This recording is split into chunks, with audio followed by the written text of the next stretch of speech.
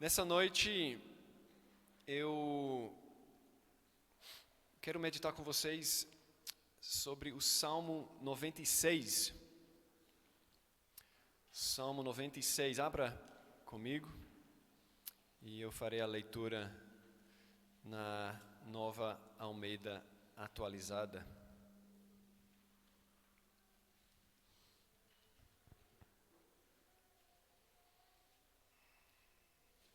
Salmo 96. Cantem ao Senhor um cântico novo. Cantem ao Senhor todas as terras. Cantem ao Senhor, bendigam o seu nome. Proclamem a sua salvação dia após dia. Anunciem entre as nações a sua glória. Entre todos os povos as suas maravilhas. Porque o Senhor é grande e digno de ser louvado, mais temível do que todos os deuses. Porque todos os deuses dos povos não passam de ídolos. O Senhor, porém, fez os céus. Glória e majestade estão diante dele, força e formosura no seu santuário. Deem ao Senhor, ó famílias dos povos, deem ao Senhor glória e força. Deem ao Senhor a glória devida ao seu nome. Tragam ofertas e entrem nos seus átrios. Adorem o Senhor na beleza da sua santidade. Tremam diante dele todas as terras. Digam entre as nações, reina o Senhor. Ele firmou o mundo para que não se abale e julga os povos com justiça. Alegrem-se os céus e a terra exulte. Ruja o mar e a sua plenitude. Alegre-se o campo e tudo que nele há. Cantem de alegria todas as árvores do bosque, na presença do Senhor, porque vem julgar a terra, julgará o mundo com justiça e os povos de acordo com a sua fidelidade.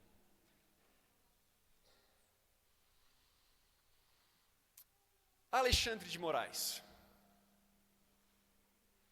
Difícil começar um sermão com um tema mais polêmico, né? Essa semana começou o julgamento de Jair Bolsonaro. Será que ele liderou uma tentativa de golpe de Estado? E todos os olhos do Brasil estão voltados ao Supremo Tribunal Federal, aqui perto. Por quê? Porque o julgamento desse caso pode trazer um grande impacto para o futuro do Brasil. O futuro político, o futuro da liberdade, a própria democracia, quem sabe. Será feita a justiça? Mas é complicado também. Quem está falando a verdade? Dá para confiar no STF? E existem opiniões diversas sobre isso. Com certeza aqui dentro, opiniões muito diversas sobre esse assunto. É muito difícil saber em quem confiar, quem está falando a verdade. Um tribunal supremo, livre, transparente e justo, é a base para a paz, para a liberdade e para a prosperidade da nação. Nós queremos justiça. E esse anseio por justiça encontra uma resposta contundente e animadora aqui no Salmo 96. Esperança para um mundo de que justiça plena está a caminho. O que logo chama nossa atenção nesse salmo, e você deve conhecer ele por causa da música, né? Vencedores por Cristo, cantai ao Senhor. O que chama a atenção logo desse salmo é o tom alegre, otimista do salmo, ideal para uma música. Ele é um cântico e muito provavelmente ele foi composto para a ocasião quando Davi estava levando a Arca da Aliança para Jerusalém, para colocar dentro do tabernáculo que ele tinha levado para lá. Por isso aparece quase igual esse salmo em 1 Crônicas 16. Quando nós lemos os salmos, um exercício muito valioso, hoje cedo a gente estava olhando para a estrutura do salmo, né? Outro exercício muito valioso para a leitura dos salmos é perguntar, quem está falando aqui? E está falando para quem? E aqui nesse salmo, nós vamos encontrar respostas surpreendentes. Cantai ao Senhor um cântico novo. Quem está falando para quem?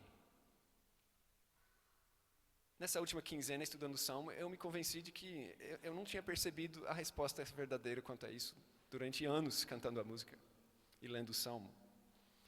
Porque quando a gente acompanha e vê que é todas as terras que são convocadas para cantar ao Senhor. Versículo 1. E as famílias dos povos, nos versículos 7, estão sendo convocadas. Descobrimos que o Salmo 96 é um cântico que é cantado, que é direcionado de Israel para os outros povos, para o mundo. Trata-se de um convite alegre e confiante. E nós vamos ver nesse Salmo, nos versículos de 1 a 10, que o que está acontecendo ao longo do Salmo é que o mundo inteiro está sendo convidado a adorar ao único Deus verdadeiro. O mundo inteiro está sendo convidado a adorar ao único Deus verdadeiro. E, olhando os primeiros versículos, os 3 primeiros versículos, descobrimos o que isso significa. Isso significa deleitar-se em uma nova paixão, uma paixão profunda. Você já conheceu alguém, um amigo que se apaixonou e só consegue pensar naquela pessoa? Nem sempre é se apaixonar por uma pessoa. Eu mesmo, se você tivesse me conhecido uns 10 anos atrás, você teria me ouvido falando de um músico colombiano que eu curto muito, chamado Santiago Benavides. A pessoa fica assim, toda apaixonada por algum assunto novo, alguma nova paixão. Veja aqui no Salmo o que acontece. Cantar ao Senhor é bendizer o seu nome. A ideia de bendizer é chegar ajoelhado,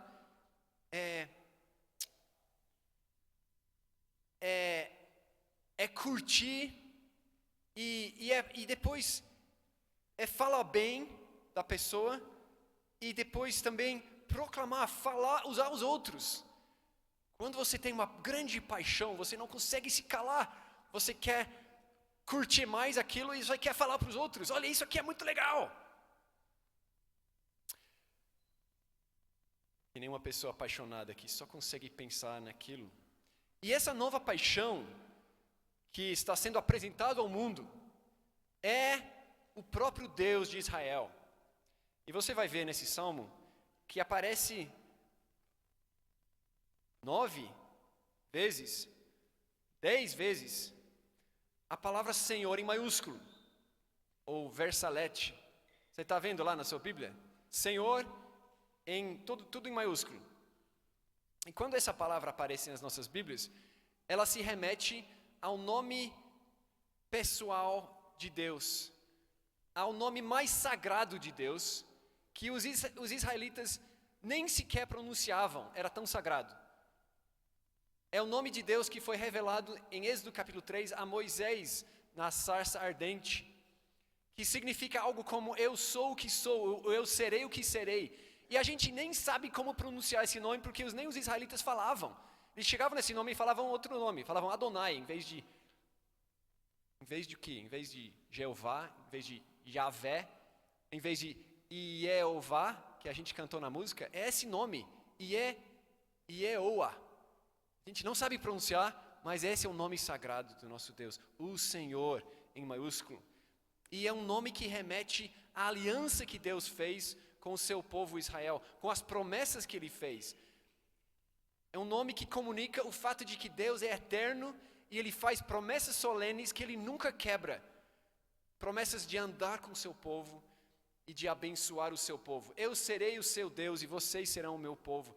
É a promessa dele que esse nome remete. E depois diz, cantem ao Senhor e bendigam o seu nome. Ali, o nome tem a ver com o caráter, não é só um nome, né? Não é um título, mas é o seu caráter, a sua essência. É a maneira que ele se revelou ao mundo. Significa então, bendizer o seu nome significa conhecer de perto, significa curtir ele e dizer isso com todas as letras. Se deleitar no Senhor Yahvé. Por quê? Por que esse convite para se deleitar no Deus de Israel está sendo dado às nações, aos povos? Porque, versículos 4, 5 e 6, porque nada se compara com esse Deus. A minha paixão por aquele músico já minguou. Eu ainda ouço de vez em quando, né? Mesmo você que se apaixonou por alguém, depois de 40 anos casado, não é a mesma empolgação, né? Você vai amar ainda, mas esse Deus, nada se compara com ele. E aí o salmista ele faz uma comparação. Primeiro ele diz, o Senhor é grande e digno de ser louvado, mais temível do que todos os deuses. Ele vai fazer uma comparação entre o Deus de Israel e os outros deuses. Lembrando que no contexto original era Israel, cercado de nações pagãs que adoravam ídolos, estátuas de pedra, de madeira, de metal. E a palavra que é usada no Salmo para ídolos aqui, no versículo 5, vem do hebraico que tem a ver com inutilidade. Essas coisas inúteis, que não servem para nada. Eles não prestam para nada, esses outros deuses das nações. Eles não prestam para nada. E eu acho que aqui, né, 3.000 anos depois, a gente consegue dizer realmente, não prestava para nada. Aqueles ídolos, Baal, Moloque, o que era aquilo? Que absurdo que eles adoravam essas coisas. A gente concorda que é inutilidade. É fácil concordar com o salmista aqui. E você sabe que essas nações ao redor de Israel chegavam a oferecer seus filhos em sacrifício às suas divindades, aos seus ídolos. Matar os seus filhos em ato de adoração a esses deuses que não prestam para nada. Que absurdo! Mas isso nos leva à reflexão, quais são os ídolos da atualidade? Quais são os ídolos modernos? E podemos pensar talvez um bom exercício seria, quais são as coisas pelas quais hoje nós sacrificamos nossos filhos? Eu sou de um país onde o aborto é permitido. E desde que foi permitido, 10 milhões de bebês foram abortados no Reino Unido. Por que as pessoas matam seus próprios filhos? Por causa dos ídolos. Ídolos de estilo de vida. Ídolos de prazer, de lazer. Ídolos de carreira, ídolos de dinheiro. E a gente não precisa matar literalmente. A gente sacrifica nossos filhos de outras formas também, não é? A sociedade moderna sacrifica. A gente não quer se desgastar criando os filhos e a gente negligencia os filhos. A gente sacrifica os filhos pelos nossos ídolos, essas mesmas coisas. Coisas que muitas vezes são boas em si, são coisas que Deus fez, mas que não satisfazem, não provêm o que realmente precisamos e não podem nos salvar. Então, por exemplo, o ídolo da aparência, de ser bonito. Você pode ser, talvez, a mulher mais linda do mundo, casar com o homem dos seus sonhos e você pode pensar em uma pessoa, Gisele Bündchen, em que deu esse sonho dela. Se divorciou, agora está com outro homem. Será que foi tudo que ela esperava que fosse? Ou então, sucesso na sua carreira. 31 anos atrás morreu um grande piloto brasileiro da Fórmula 1, Ayrton Senna, né? Uau! Que piloto. O maior, talvez o maior de todos os tempos. O pessoal fica discutindo. Chegou ao topo da sua área. Fiquei chocado esse ano em conversa com as pessoas que não sabiam quem era Ayrton Senna. E com certeza tem alguém aqui hoje falando assim, mamãe, quem que era esse cara? Você chega ao topo, você conquista tudo que sonha, e aí o que tem lá em cima? Meus irmãos, todos nós conhecemos casos de famílias ricas, bem-sucedidas, cujos filhos acabam mergulhando nas drogas e a vida se torna uma desgraça. Todas essas coisas, elas podem ser muito boas em si, mas elas não nos dão o que mais precisamos. São ídolos inúteis, em última análise. E aí o salmista faz uma comparação bem enxuta, no versículo 5. Ele fala, o Senhor, Yahvé, eu sou o que sou. O Senhor, porém, fez os céus. E aí, um dos temas dele no Salmo é que o Senhor é o Deus criador e Ele é o sustentador. Se você olhar o versículo 10, ele vai falar disso. Ele firmou o mundo para que não se abale e julga os povos com justiça. Criador e sustentador do universo. Mas vamos pensar um pouco sobre essa frase. Ele, porém, fez os céus. Ele está comparando com os ídolos que são inúteis, que não dão ao homem o que precisa, só enganam. E, por esse lado aqui, tem o Deus que fez os céus. Para e pensa comigo. É difícil pensar nos céus, né? Não sei, a gente vivendo na cidade, a gente não consegue ver as estrelas direito, né? Mas talvez você já foi para o campo, já foi acampar, já foi para um sítio e pôde olhar para as estrelas e perceber a grandeza do céu. Deixa eu trazer alguns números para nos ajudar a entender a imensidão que é os céus. O Sol é 109 vezes mais largo que a Terra, o que significa que mais de 1 milhão de planetas Terra caberiam dentro do Sol. O Sol faz parte, e nosso sistema solar faz parte da Via Láctea, galáxia. E a Via Láctea contém aproximadamente 200 bilhões de estrelas. É por aqui que eu começo a não conseguir imaginar mais. Tá? Mas acompanha comigo, tenta. E estima-se que o universo contém 2 trilhões de galáxias. O que é 2 milhões vezes 1 milhão. Tá?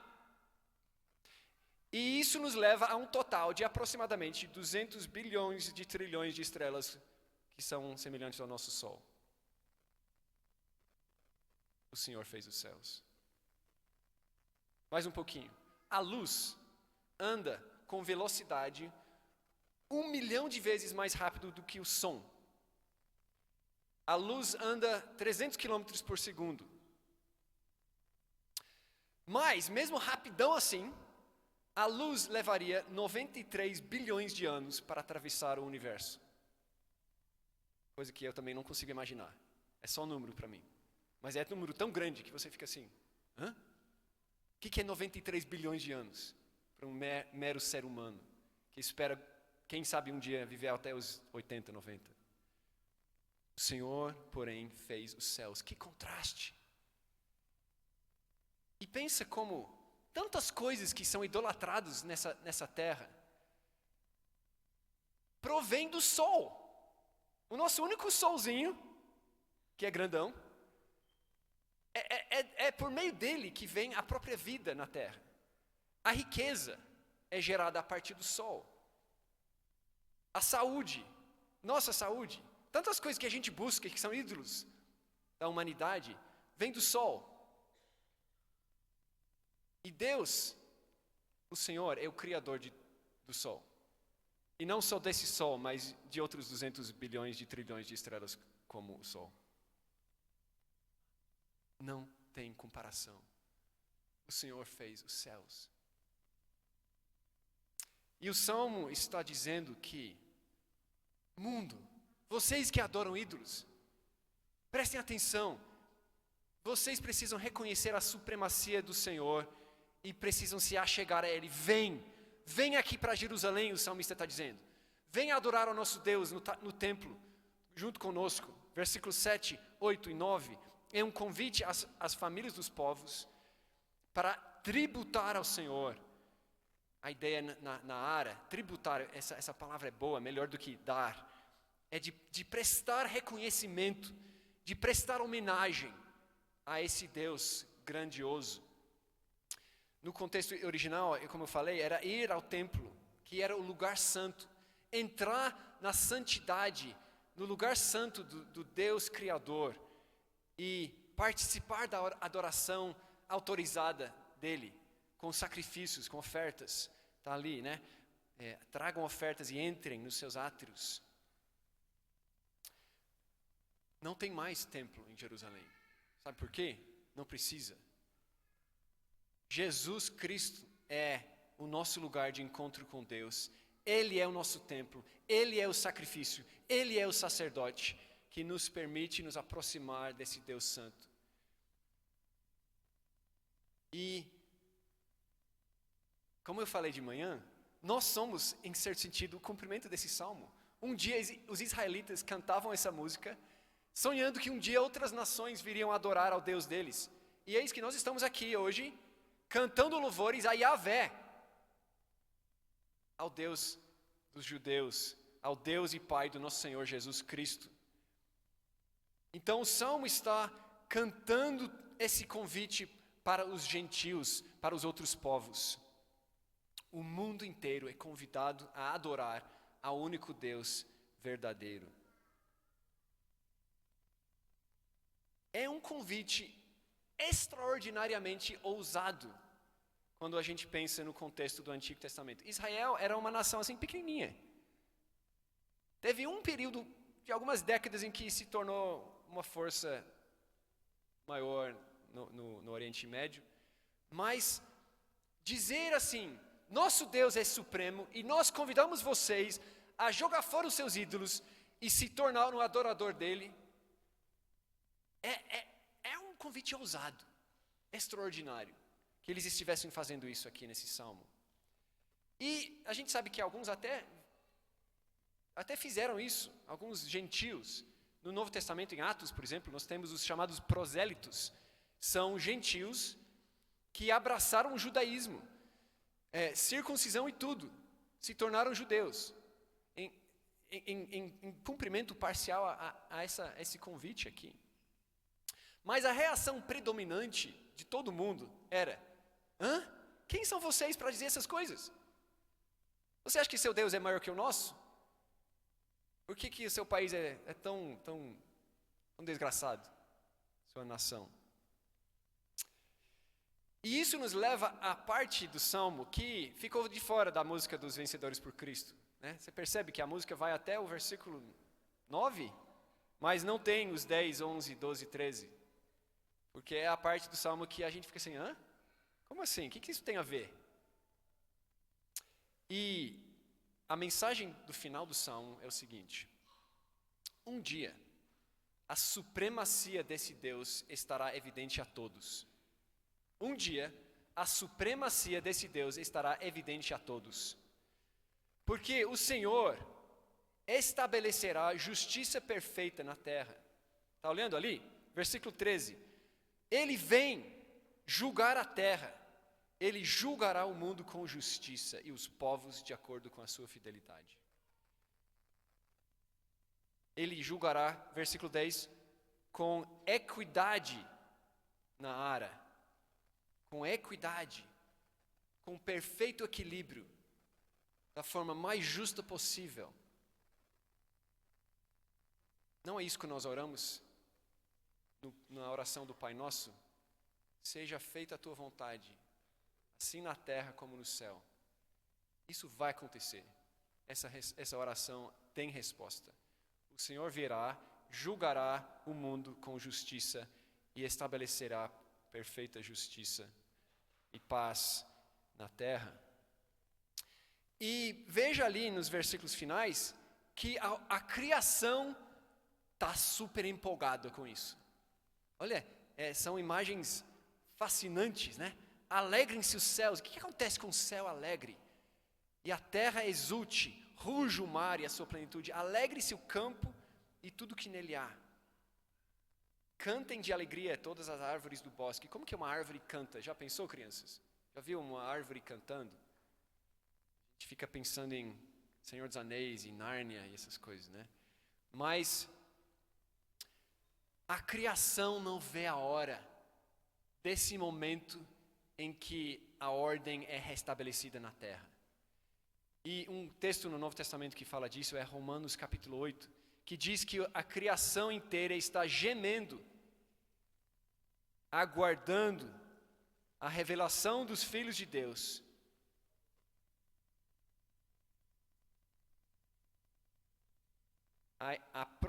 Romanos 8, versículo 19, a ardente expectativa da criação aguarda a revelação dos filhos de Deus.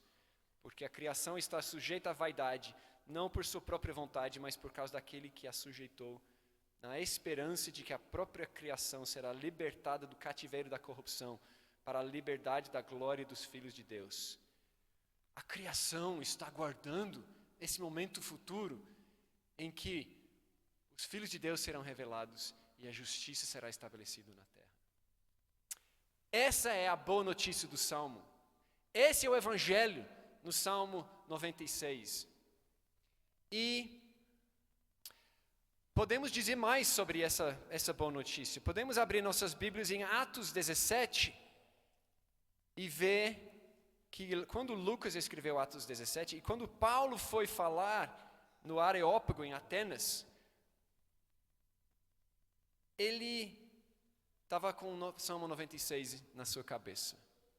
Porque tem uma frase que ecoa o Salmo 96. Já percebeu isso na sua leitura?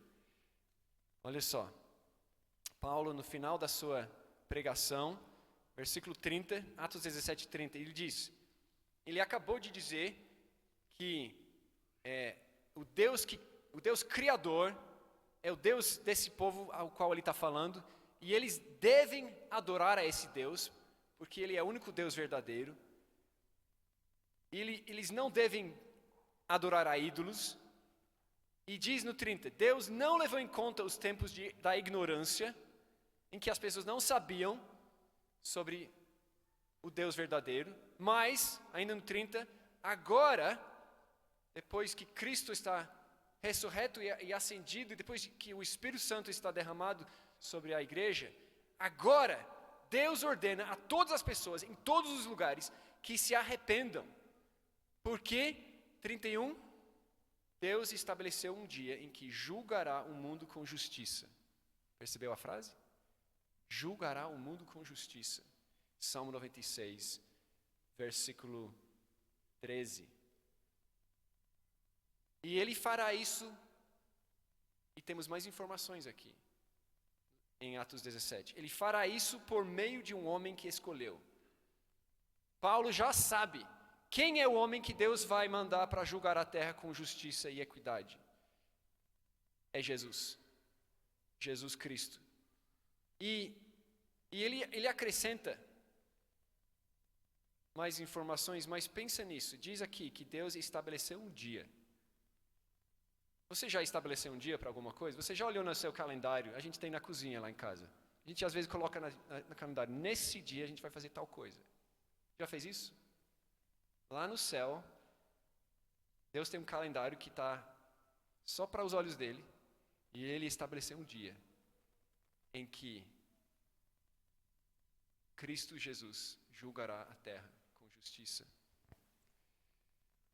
E ele já deu provas, ele tá falando sério, ele está dizendo para o mundo, leva a sério isso. E a prova é qual? Finalzinho do 31, deu certeza disso a todos, ressuscitando dentre os mortos.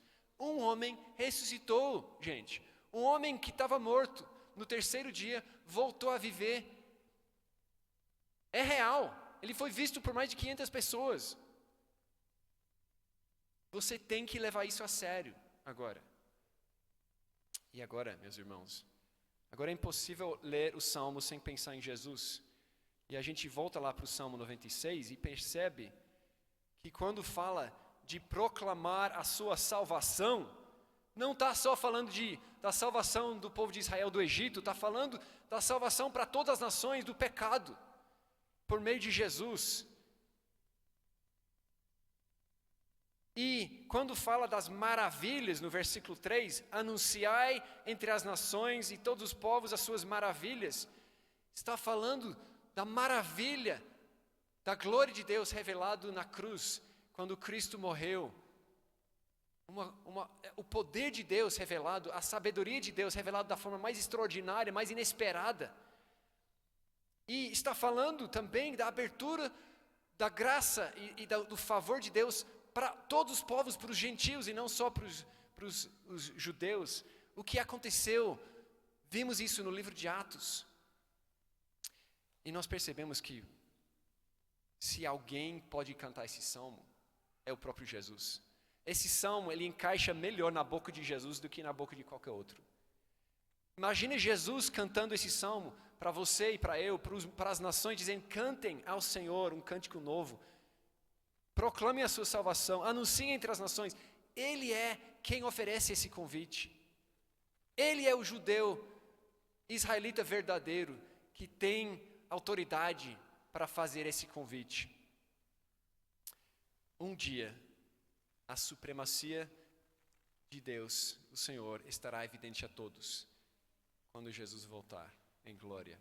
E meus irmãos, isso significa que a história tem prazo, a história tem dia final.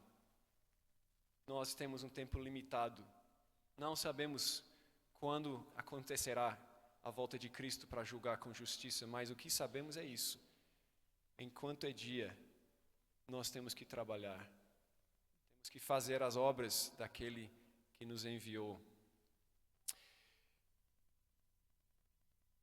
Meus irmãos, não deveríamos desperdiçar tempo brigando sobre Alexandre de Moraes. Logo ele passará, assim como Bolsonaro, Lula e todos os demais. Não coloque sua esperança no tribunal, no Supremo Tribunal Federal do Brasil. Coloque sua esperança no Supremo Tribunal Divino, que virá com Jesus Cristo. O que importa é nossa postura perante o juiz de toda a terra e perante o homem que ele nomeou para executar o juízo. Cuidado para não ser encontrado naquele dia no banco dos réus. Temos ouvido falar esses últimos dias sobre anistia também, né, no noticiário. O pessoal está falando um projeto de anistia. O que é anistia? A anistia é uma oferta de perdão amplo e esquecimento. Vamos esquecer aquilo que aconteceu, perdoar, fingir que nunca aconteceu. E quando acontece, em alguns casos é problemático e outros pode ser bom, mas o que a Bíblia nos ensina é que Deus está oferecendo uma anistia para nós, para o mundo hoje.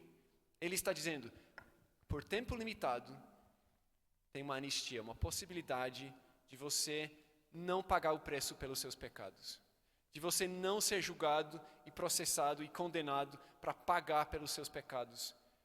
Você pode ser perdoado.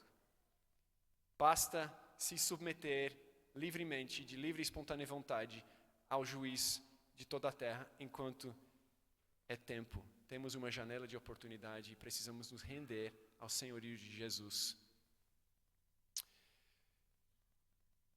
E eu sei que tem muita gente aqui que já fez isso. Então, o que o Salmo deixa para nós? O que temos que fazer? Duas coisas. Os dois principais imperativos no Salmo são para nós. Primeiro, nós entendemos que Cristo é quem cantou para nós e agora nós aceitamos o convite dele e ele nos envolve no coral. Ele nos envolve no coral. Então, quando diz ali no versículo 1, cantem ao Senhor um cântico novo, não é tipo assim, vamos ver se alguém compõe uma música nova hoje para a gente cantar. Não, não. A ideia do cântico novo aqui é, você que nunca cantou louvores a Yahvé, vem cantar. Você que antes não adorava esse Deus, vem adorar conosco. O membro do coral é novo. Ele é novo ao coral. Né? E ele é convidado para cantar um cântico novo de adoração a Yahvé, o Deus de Israel. E nós somos convocados para fazer isso. Convocados para entrar no coral e adorar. Versículos 8 e 9. Adorem o Senhor na beleza da sua santidade. Tremam diante dele. Com temor e tremor, adorar. Nós somos convocados para reconhecer a obra-prima de salvação em Cristo. Olha comigo Salmo 22, salmo famoso, messiânico, que fala que Jesus orou esse salmo na cruz enquanto morria. E no final do salmo tem um versículo curioso que diz: os confins da terra se lembrarão, versículo 27, os confins da terra se lembrarão do Senhor, e a Ele se converterão, somos nós, diante dele se prostrarão todas as famílias das nações, somos nós. Depois da obra de Cristo na cruz, Ele almejava isso, Ele almejava ver nós, brasileiros, ingleses, de todas as nações, vindo, nos prostrando diante do Senhor. O salmo está se cumprindo a partir do que Jesus fez. E nós somos reconhecidos, nós somos convocados a reconhecer essa obra-prima de salvação em Cristo. E reconhecer que Cristo Jesus é o Senhor. Versículo 10, reina o Senhor. Jesus é o Senhor. O Filho de Deus, Ele que reina, Ele que está estabelecido no trono do universo, Ele reina hoje e está esperando até que seus inimigos sejam postos como estrado dos seus pés. Meus irmãos, somos convidados a adorar. Primeira coisa, Deus não te chama primeiro para trabalhar, Ele te chama primeiro para curtir, para vir e dizer, uau, o Senhor não tem igual a você, o Senhor é o melhor. Vem, reconheça a beleza e o esplendor e a supremacia de Deus e o seu Filho Jesus.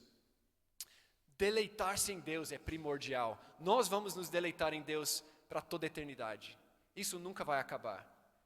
A obra de missões é temporário, enquanto Jesus não vem, mas a adoração é eterno. Mas a adoração tem uma relação estreita com as missões, com o trabalho missionário. Você precisa começar adorando. Você não pode se engajar no trabalho de Deus se você não adora. Se você não se deleita em Deus, é preciso primeiro um coração apaixonado. Por isso, vem na igreja, vem adorar, vem cantar. E conversa sobre as maravilhas de Jesus. Não só de domingo, mas o tempo inteiro. Vamos proclamar as grandezas daquele que nos chamou das trevas para a sua gloriosa luz. Então a primeira coisa é que nós precisamos adorar ao Senhor com alegria, mas também, próximo passo, depois de entrar no coral, o coral existe para cantar aos outros. Cantem todas as terras. Nós cantamos louvores e adoração ao nosso Deus, mas é um convite para as nações. Venham adorar junto conosco. Em Atos 17, Paulo, em Atenas, ele ficou indignado. Estava andando pela cidade, ele estava sozinho, aparentemente. E ele andou pela cidade, viu a idolatria do povo e ele ficou indignado. Esse povo aqui tem tantos deuses, mas o verdadeiro Deus eles desconhecem. E nós temos que sentir isso também. Gente, tem pessoas no mundo profundamente religiosas, adorando o que não é Deus, o que não é nada. ídolos inúteis. Nosso Deus é supremo. Que indignação que 2000 anos depois que Cristo ressuscitou, eles ainda não conhecem e ainda não adoram ao nosso Deus. O autor John Piper tem uma frase que ele diz: missão existe porque adoração falta. Ou seja, nós temos que contar ao mundo sobre Jesus porque Deus merece a adoração de todos os povos. Amém? Então nós temos que nos engajar na proclamação dessa anistia, dessa oportunidade de que outros ainda podem entrar no coral e adorar ao nosso Deus. Muitos ainda nem sabem. A tarefa está inacabada. Temos conversado sobre isso aqui. Mais algumas estatísticas. Lembra, nós falamos 3 bilhões e meio de pessoas não alcançadas nesse nosso mundo. 40% da população do mundo não teve ainda uma chance de responder ao Evangelho. Ainda estão persistindo em adorar a ídolos e não conhecem o nome de Cristo. E desses 300 milhões, população do Brasil mais metade, pertence a grupos onde ainda não existe nenhum trabalho sendo realizado para plantar igrejas e para alcançá-las. 300 milhões ainda. De cada 10 muçulmanos ou hindus no mundo, 9 não conhecem pessoalmente um cristão. Mais de 1000 idiomas ainda não possuem uma tradução de qualquer porção da Bíblia. E mais perto de casa, o seu vizinho, a sua colega, já ouviu as maravilhas do nosso Deus? Já conhece? Pode ser que não. Mesmo aqui, nesse lugar, nessa cidade onde tem tanta igreja. O ano passado saíram algumas estatísticas chocantes. No relatório do movimento Lausanne, dizendo que apenas 3% de missionários que são enviados de um país para outro, apenas 3% vão para os não alcançados. Ou seja, 97% dos missionários são enviados para onde as pessoas já têm acesso ao Evangelho. E eu estou entre esses. Mais missionários são enviados para a Europa do que para a Ásia. Mesmo que a Ásia hoje contém 60% da população mundial. E a Europa contém 10% da população mundial. A maioria dos não alcançados estão na Ásia. E o custo de se enviar um missionário para a Europa chega a ser 10 vezes mais, o custo financeiro chega a ser 10 vezes maior do que enviar um missionário para um contexto de um povo não alcançado na Ásia. A grande desproporção. E eu quero terminar hoje à noite dizendo para meus irmãos, para vocês, chegou nossa vez. Ou talvez preciso me ver como um estrangeiro e dizer, chegou a sua vez. Em 1805, um missionário inglês chamado Henry Martyn estava a caminho da Índia e aportou em Salvador, na Bahia.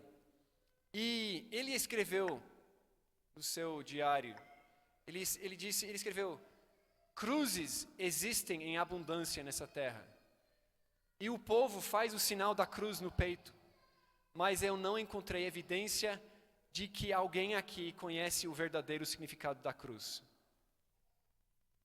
Ele se indignou como Paulo, e ele orou: Senhor, eu vou para a Índia, mas levanta gente para pregar Cristo crucificado aqui nessa terra brasileira.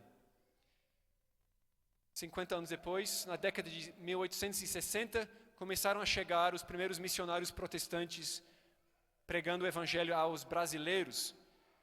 E no começo do século passado, agora chegando mais perto de casa, um Frederick Glass começou a andar pelo Goiás, vendendo Bíblias, pregando o evangelho, plantando igrejas, em meio a muita hostilidade, muita perseguição, mas a igreja cristã evangélica começou a tomar forma, da qual hoje nós somos parte. Em 1924, uns 100 anos atrás, chegou um casal um médico e a esposa dele em Anápolis, quando Brasília ainda não existia, e Anápolis tinha 2.000 habitantes, James Funston e a sua esposa Daisy chegaram lá e fundaram o Hospital Evangélico de Goiás.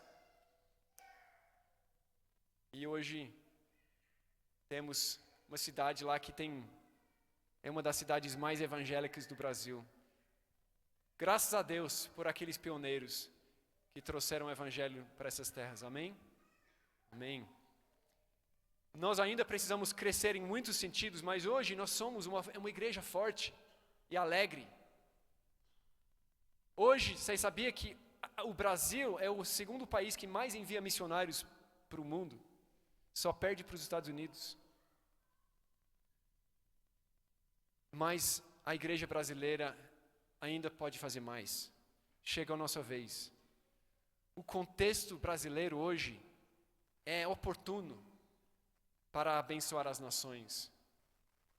Nós temos, eu falei isso ontem, mas eu volto a dizer, nós temos liberdade ampla aqui, melhor do que a maioria dos países do mundo. Nós temos paz, nós temos prosperidade, nós temos poucas barreiras diplomáticas. Um brasileiro pode ir para países que eu não posso, por causa de questões diplomáticas, políticas.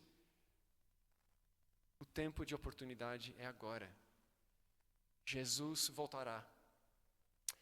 O que será de nós naquele dia? Com certeza, todos nós que confiamos em Jesus estaremos transbordando de alegria, mas será que também estaremos um pouquinho envergonhados ao perceber que guardamos o evangelho para nós mesmos em vez de passá-lo adiante? Será que a gente vai pensar, puxa, podia ter feito mais, né? Agora eu vejo com meus olhos, podia ter feito mais, o momento de oportunidade já passou.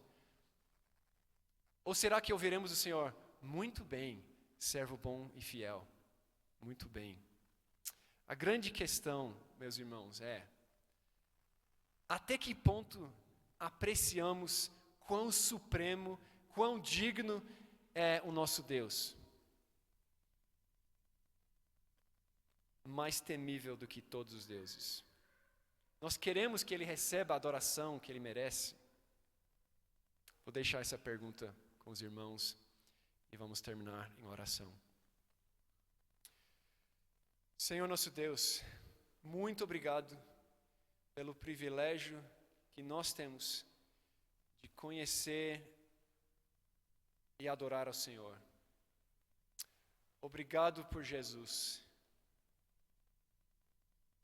Obrigado pela sua cruz. Obrigado pelo convite que Ele faz ao mundo, que nós ouvimos. Obrigado pelos missionários e muitas testemunhas que pregaram o Evangelho para nós. Hoje nós nos alegramos em conhecer a Ti. E nós nos alegramos também, Senhor, na esperança de que esse mesmo Jesus, o melhor homem, o único homem realmente bom e justo que já andou nessa terra, Ele é quem julgará o mundo com justiça, trazendo um reino de perfeita paz e prosperidade. Obrigado por essa esperança, Senhor. Nós ansiamos por isso. Nós pedimos perdão e nos arrependemos, Senhor, por termos colocado nossa esperança em tribunais de homens e por termos adorado a ídolos inúteis. Ensina-nos a usar os recursos que o Senhor nos dá para adorar a Ti, para servir a Ti. E, Senhor, nós queremos que o Senhor receba toda a glória e toda a honra e o louvor que é devido ao Seu nome. Encha nossos corações com essa vontade, que queiramos mais ver o Senhor adorado e exaltado. Ajuda-nos a ansiar pelo dia de Cristo